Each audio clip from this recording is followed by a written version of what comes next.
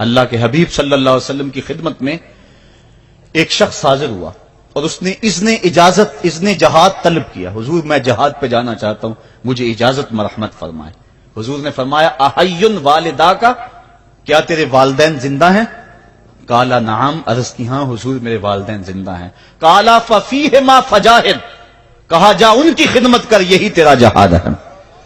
ماں باپ کو بلکتا ہوا چھوڑ جائے اور آپ جہاد پہ چلا جائے, ماں فالج میں گری ہوئی ہے اور بیٹا تبلیغی گشت پہ چلا جائے, باپ تڑپ رہا ہے اور بیٹا پیر کی چوکھٹ پہ جھاڑو دیتا پھرے, اللہ راضی نہیں ہوگا. میں سچ کہتا ہوں, اپنے بھی خفا مجھ سے ہیں بیگانے بھی ناخوش, کہ میں زہر حلاحل کو کبھی کہہ نہ سکا کند. بات وہی کہتا ہوں سمجھتا ہوں جسے حق, نئے ابلائی مسجد ہوں نئے تہذیب کا فرزند. محمد عربی صلی اللہ علیہ وسلم سے بڑا پیر کون ہو سکتا ہے؟ لیکن حضرت وہ ویسے کرنی نہیں آ رہے. آقا کریم اپنے بٹن کھولتے ہیں اور کرن کی طرف, یمن کی طرف رخ کر کے لمبی سانسیں لیتے ہیں اور کہا میں رحمان کی خوشبو پا رہا ہوں. ایک دن صحابہ نے پوچھا بندہ نواز جس کے لیے تڑپتے ہو, جس کی ٹھنڈی ہوائیں آپ کو آ رہی ہیں, وہ آپ کا بڑا پیار کرنے والا ہے؟ کہا ہاں میرے سے بڑی محبت کرتا ہے. تو کہا پھر اتنی محبت کرتا ہے تو یمن تو دور نہیں ہے, بلال حبش سے آ گیا, سلمان فارس سے آ گیا, سہیب روم سے آ گیا, اور وہ یہاں یمن سے نہیں آ سکا. فرمایا اس کی بوڑھی اور نابینا ماں ہے جس کی خدمت اس کو نہیں آنے دیتی. اللہ اکبر. اب حضرت اویس کرنی نہیں آئے لیکن خیر التابعین کہلائے. آئے نہیں لیکن حضور ان کی یاد میں تڑپ رہے. اللہ, بلکہ حضور نے فرمایا کہ کوئی جائے اویس بن عامر کو ملے, اور جب ملے تو اس کو کہنا میری امت کی بخشش کی دعا کرے. جو ماں باپ کی خدمت کرتا ہے اس سے ثابت ہوا اس کی دعائیں قبول ہوتی ہیں. میں نے ایک روایت میں پڑھا ہے کہ جو آدمی روزانہ اپنے والدین کے لیے دعا کرے, والدین زندہ ہوں تب بھی, والدین فوت ہو گئے ہوں تب بھی, یہ عادت بنا لے, روزانہ ماں باپ کے لیے دعا کرے, ساری زندگی اس کے رزق میں بے برکتی نہیں آئے گی, اللہ اس کو رزق کی فراوانی عطا کر دے گا. اور جو والدین کے لیے دعا نہیں کرتا اللہ تعالیٰ کی رحمتوں سے محروم ہو جاتا ہے. حضرت ابو ہریرہ رضی اللہ تعالیٰ عنہ جب بھی ہاتھ اٹھاتے تھے تو یہ دعا کرتے تھے, اللہم اغفر لابی ہریرہ ولأمی ولمن استغفر لہما, اے اللہ ابو ہریرہ کو بخش دے, حضرت ابو ہریرہ کی ماں کو بخش دے, اور قیامت تک جو ہم دونوں کے لیے بخشش کی دعا کرے اس کو بھی بخش دے. حضرت امام محمد بن سیرین ایک بزرگ ہوئے تابعی, جب بھی دعا کرتے تھے یہ دعا ضرور کرتے تھے, اے اللہ ابو ہریرہ کی بخشش کر دے. کسی نے کہا کہ تمہیں ابو ہریرہ رضی اللہ تعالیٰ نے ان کی ماں سے بڑی ہمدردی ہے. کہا ان سے جو ہمدردی ہونی ہے وہ تو ہونی ہے. انہوں نے کہا ہوا ہے اللہ ابو ہریرہ اور ان کی ماں کو بخش دے, جو ان کے لیے دعا کرے اس کو بھی بخش دے. تو میں دعا کر کے اپنی بخشش پکی کر رہا ہوں. تو والدین کے لیے دعا کرنا اللہ کی رحمت کو دعوت دینا ہے. تو فرمایا کہ جاؤ اویس بن عامر کو جانا اور جا کے اس کو میری امت کے لیے دعا کا کہنا. حضرت سیدنا عمر فاروق حضرت علی المرتضیٰ گئے, جا کے ڈھونڈا تلاش کیا, اویس بن عامر ملے, حضور کا سلام کہا, بس پھوٹ پھوٹ کے رونے لگے. کہا بتاؤ میرے رسول کے لبوں پہ میرا نام کیسے آیا تھا, حضور میرا جب تذکرہ کرتے تھے کیسے کرتے تھے. یہ درد دیکھا تو بولے کہ کیا آپ اتنی محبت رکھتے ہیں تو پھر ملنے کیوں نہیں آئے حضور کو, اتنا جو پیار رکھتے ہیں تو زیارت کرنے کیوں نہیں آئے. تو حضرت اویس کرنی نے بات کے رخ کو بدلا, کہا تم نے میرے رسول کو دیکھا, تم نے میرے رسول کی زیارت کی ہے؟ کہا ہاں ہم تو صبح و شام وہاں رہے ہیں. کہا پھر بتاؤ حضور کے یہ ابرو جڑے ہوئے تھے یا کھلے ہوئے تھے؟ اب دونوں حیران ہو گئے. کہا تم نے تو دیکھا میں نے تو دیکھا نہیں, تم بتاؤ نا, پھر میں تو گیا نہیں, مجھے کہتے ہو گیا نہیں, تم بتاؤ حضور کے ابرو جڑے ہوئے تھے یا کھلے ہوئے تھے؟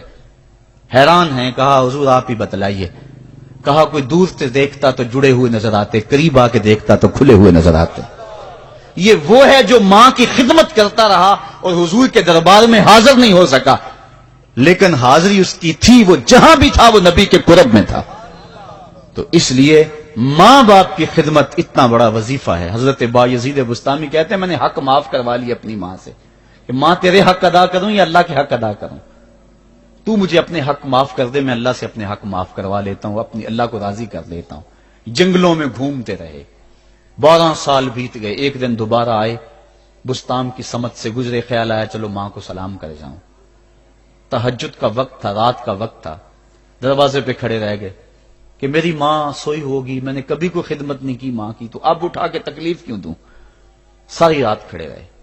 جب تہجد کا وقت گزرا تو نالی سے پانی آیا، سمجھ گئے کہ میری ماں تہجد کے لیے اٹھی ہے، دروازے کے قریب ہو گئے تو ماں نے ہاتھ اٹھا لیے، کہا اللہ میرا بیٹا با یزید تیری طلب میں نکلا ہوا ہے، میں نے اسے اپنے حق معاف کر دیے، تو اس کو اپنا وصال عطا کر دے۔ حضرت با یزید دروازہ کھٹکھٹانے لگے اور ماں کے قدموں میں لپٹ گئے اور رو کے کہنے لگے جس رب کو میں جنگلوں میں تلاش کرتا ہوں وہ تو رب میری ماں کے پاس ہے۔ تو ماں کی دعاؤں میں اللہ کی رضا ہے، ماں راضی ہو جائے تو سمجھ لو خدا راضی ہے۔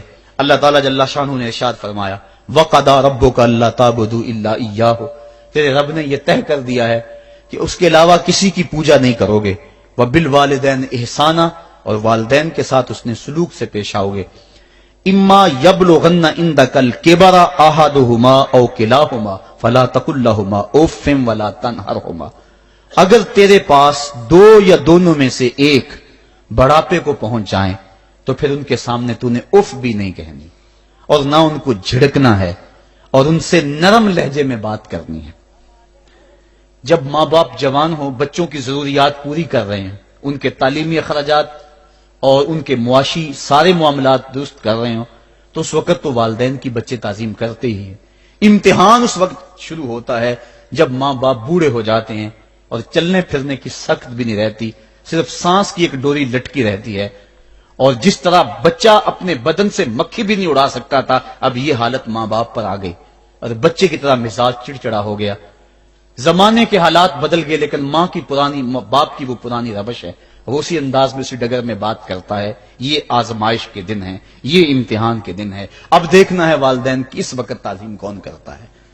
فرمایا اما یبلغن عندک الکبر، اگر تیرے پاس وہ بڑھاپے کو پہنچ جائیں، دونوں پہنچ جائیں یا تیری خوش قسمتی کہ دونوں میں سے ایک پہنچ جائیں یا دونوں پہنچ جائیں، تو پھر ان کی تو نے تعظیم کرنی ہے۔ کیا کیسے تعظیم کرنی ہے؟ فلا تقل لہما اف، تو نے ان کو اف بھی نہیں کہنا۔ حضرت امام فخر الدین رازی کے حوالے سے میں آج ہی صبح یا گزشتہ شب اف کی تشریحات دیکھ رہا تھا، انہوں نے 12-13 اقوال بیان کیے ہیں لیکن 2 قول فرماتے ہیں۔ اف یہ ہے کہ انسان کے بدن کے اوپر جو شفاف رہتا ہو، صاف رہتا ہو، مٹی پڑ جائے، ریت کا ذرہ پڑ جائے تو اس کو پھونک مار کے اس کو ہٹاتا ہے، تو وہ پھونک سے جو آواز پیدا ہوتی ہے اس کو عربی میں اف کہتے ہیں۔ تو پھر اف ہر اس چیز کے لیے منقول ہو گیا جو ناپسندیدہ ہے۔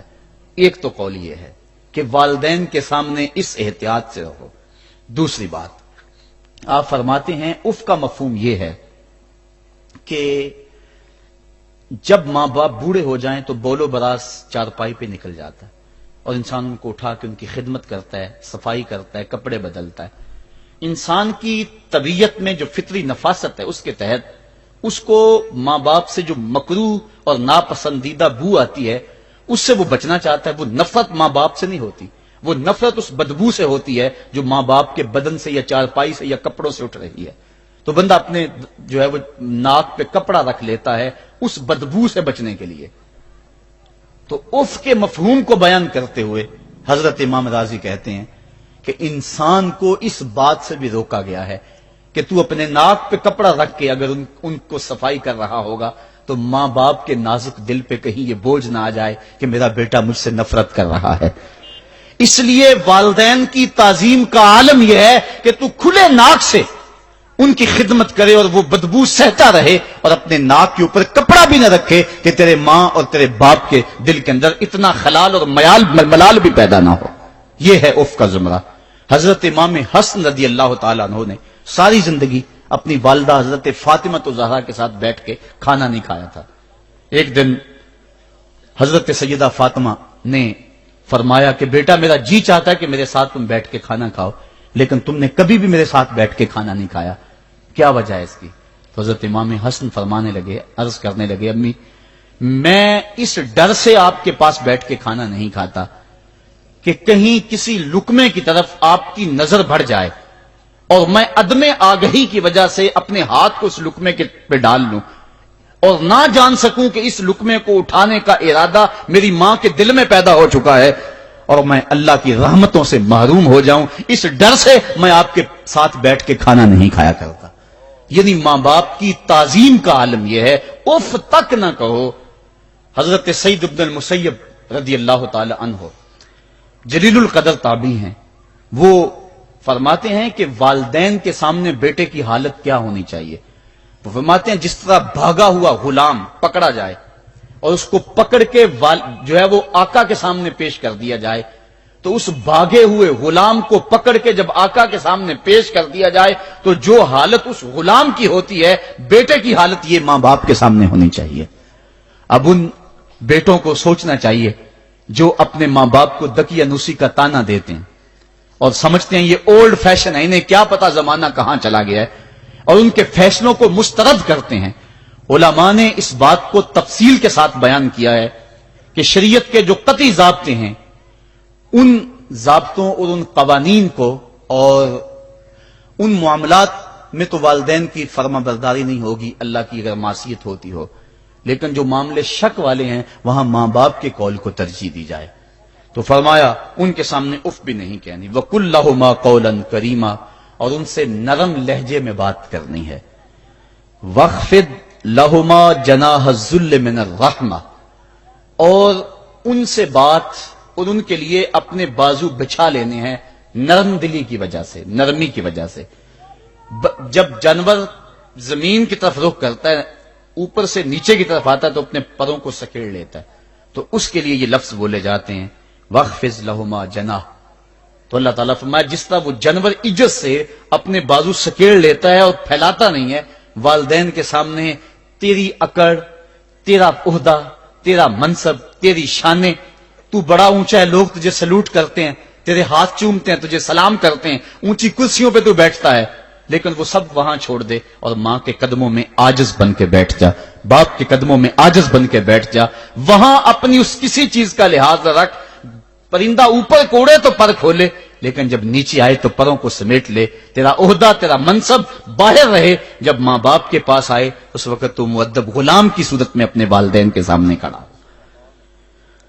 وَقُلْ رَبِّ ارْحَمْهُمَا كَمَا رَبَّيَانِ صَغِيرًا، اور اگلا حق یہ بیان فرمایا کہ اللہ کی بارگاہ میں عرض کر رہا ہے اللہ میری ماں پر بھی اور میرے باپ پر بھی رحم فرما دے۔ آفاق کے ہر ہر گوشے میں قرآن سنا کر دم لینا،